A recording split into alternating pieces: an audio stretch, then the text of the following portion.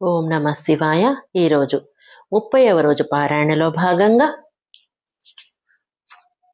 బంధన మోక్ష వివేచనము, భస్మస్వరూప నిరూపణము, మహత్వము, శివగురు శబ్దముల వ్యుత్పత్తి, శివభస్మధారణ రహస్యమును పారాయణం చేసుకునుచూ ఉన్నాము. నిన్నటి భాగమునకు కొనసాగింపుగా లోకాగ్నిజనితము, వేదాగ్నిజనితము, శివాగ్నిజనితము అని విభూతి 3 విధములుగా చెప్పబడినది. లోకాగ్నిజనితము లేక లౌకికమైన భస్మమును ద్రవ్యములను శుద్ధి చేయుట కొరకు ఉంచుకొనవలను. మృత్తిక, కర్ర, లోహపు పాత్రలు, ధాన్యములు, తిలలు మొదలగు ద్రవ్యములు, వస్త్రములు, పర్యుషిత వస్త్రములు భస్మము చేత శుద్ధియగును. కుక్కలు మొదలగు వాటి చేత దూషితమైన పాత్రలు కూడా భస్మముతోనే శుద్ధియగును. వస్తువులను శుద్ధి చేయుటకు వీలైనట్లు సజల నిర్జల భస్మమును ఉపయోగించవలను. వేదాగ్నిజనిత భస్మము ఆయా వైదిక కర్మల అంతమున ధరించవలను.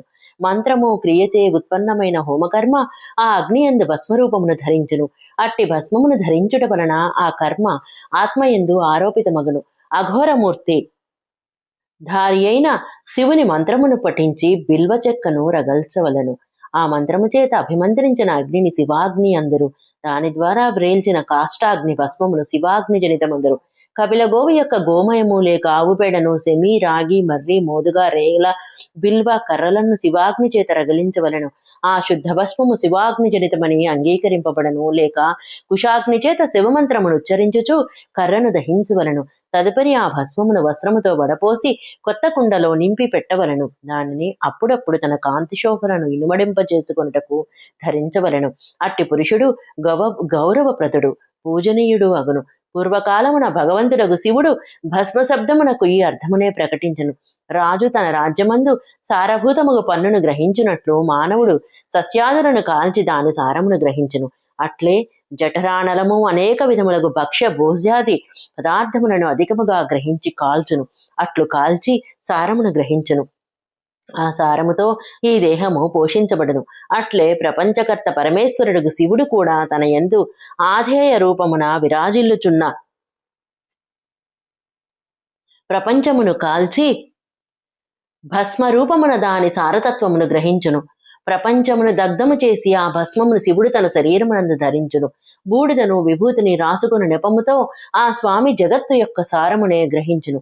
తన శరీరమునందు తన కొరకు రత్నస్వరూప భస్మమును ఈ విధముగా ధరించును.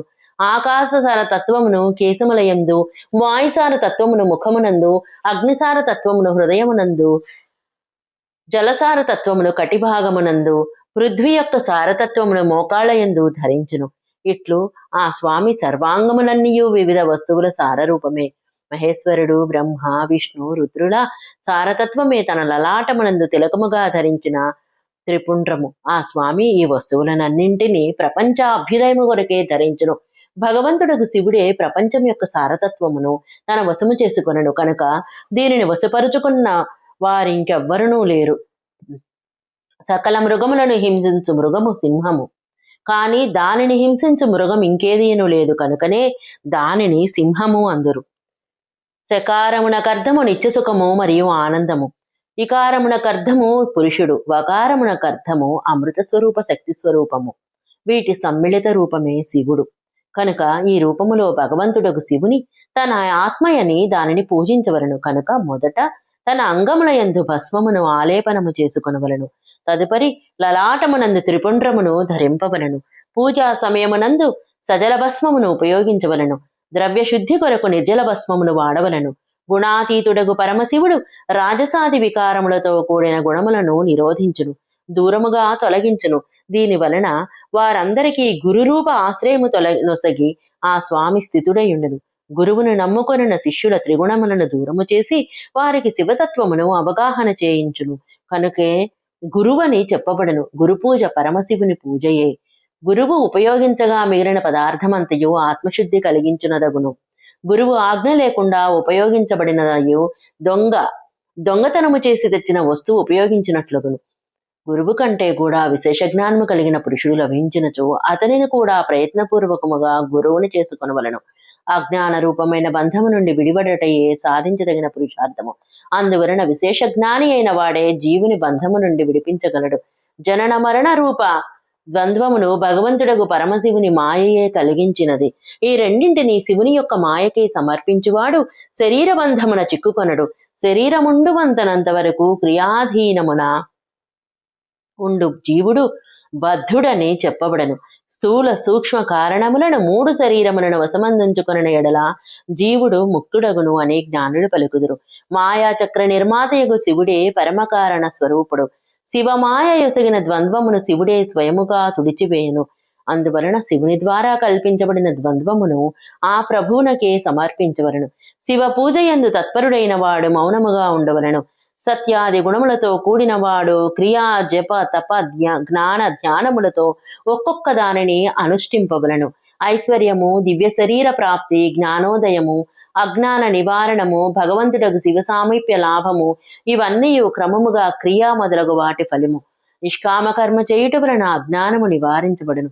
దాని వలన శివభక్తుడు యథోక్త ఫలమును పొందును.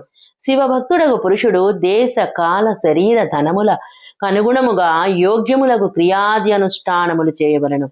న్యాయోపార్జితముకు ఉత్తమ ధనమును సద్వినియోగము చేయుచు పండితుడైన వాడు శివస్థానమునందు నివసించును. జీవహింసాదిరహితుడై అత్యంత క్లేశశూన్యమైన జీవమును గడుపుచు పంచాక్షర మంత్ర జపము చేత అభిమంత్రించిన అన్నము జలము సుఖస్వరూపమని అంగీకరించవలను. దరిద్రుడైన వానికి భిక్షతో ప్రాప్తించిన అన్నము జ్ఞానమునొసుగునని చెప్పుదురు. శివభక్తుడు భిక్షాన్నమును పొంది శివభక్తిని పెంపొందించుకొనను. శివయోగుల భిక్షాన్నమును శంభుసత్రమందురు. ఏదో ఒక ఉపాయము చేత భూతలమునందు శుద్ధాన్నమును భుజించుచు సదా మౌనభావముతో ఉండవలను. తన సాధనా రహస్యమును ఎవ్వరికి తెలుపరాదు. భక్తుల సమక్షముననే శివమహాత్మ్యమును ప్రకటించవలను. శివమంత్ర స్వరూపమును శివుడే ఎరుగును, ఇతరులెవ్వరనూ కాదు.